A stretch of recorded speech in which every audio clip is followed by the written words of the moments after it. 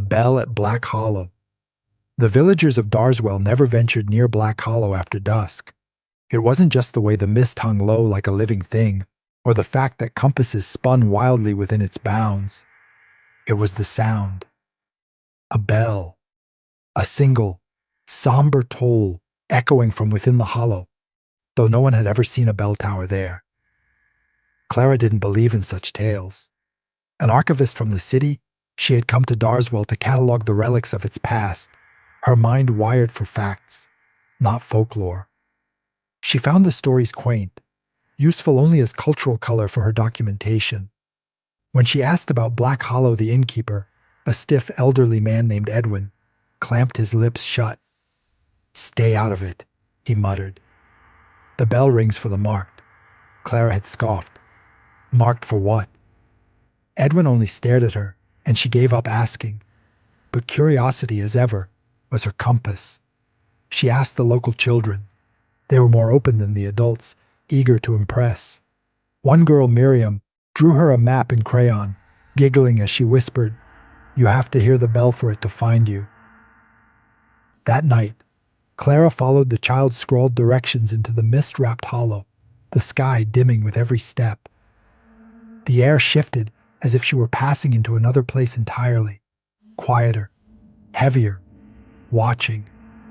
Gnarled trees crowded the narrow path, their bark marked with ancient runes and deep gouges like claw marks. Then she heard it, one long sonorous toll of a bell. It rang from nowhere and everywhere at once, a note that vibrated through her chest. She froze, breath catching. Something in the sound was wrong. It carried no echo, no fade, just sudden silence when it stopped. Clara turned back immediately, nerves prickling like needles, but the forest had shifted behind her.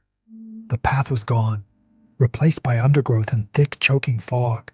She walked in a widening spiral until, by some fortune, she stumbled upon a fence and followed it until the trees thinned and the lights of Darswell flickered through the mist. When she returned to the inn, Edwin was waiting by the hearth. "You heard it." Clara hesitated but nodded. He sighed. "You need to leave. Now pack your things and go. It only rings once for the marked." "I'm not marked by anything," she said, trying to steady her voice. "You are now," he said, turning away. That night, Clara dreamt of the hollow. She stood in the middle of a decayed chapel, its pews broken, its windows stained with soot instead of color. At the far end was a massive bell, suspended from thick, blackened beams. Its surface was covered in graffiti. No, not graffiti. Names. Thousands of names etched into the metal like scars. She stepped closer and saw her own, freshly inscribed, still glistening. When the bell tolled again, she woke screaming. Clara didn't leave.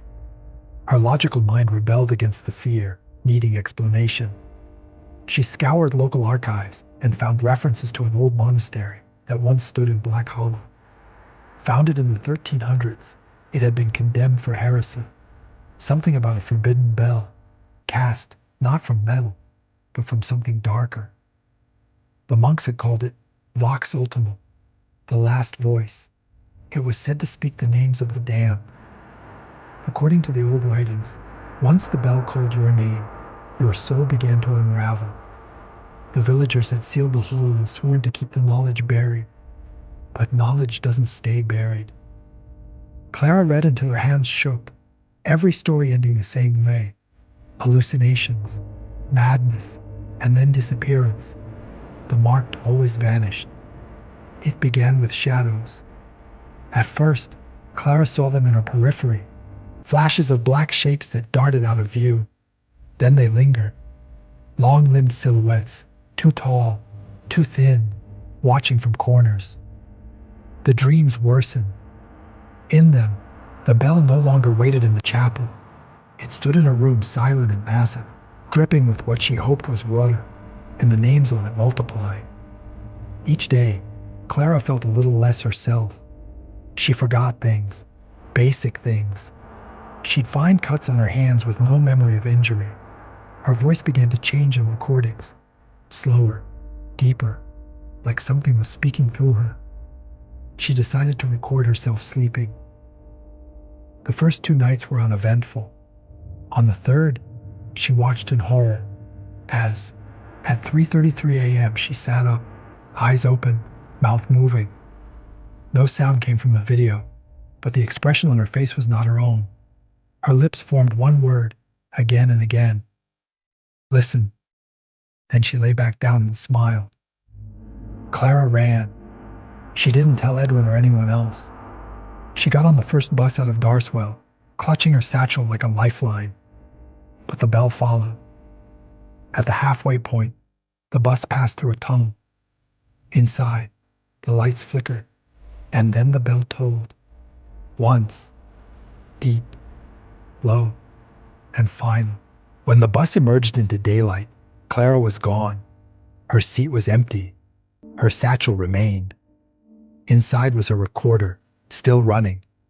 The last thing it captured was the sound of a bell, and then a whisper.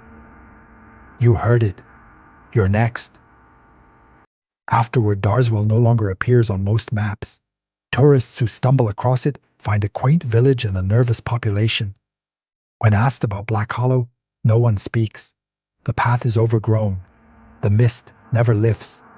But on certain nights, when the moon is dark and the wind still, a single bell tolls from deep within the trees. And if you hear it, don't run, don't speak, don't listen, or your name will be added to the bell, and it never forgets.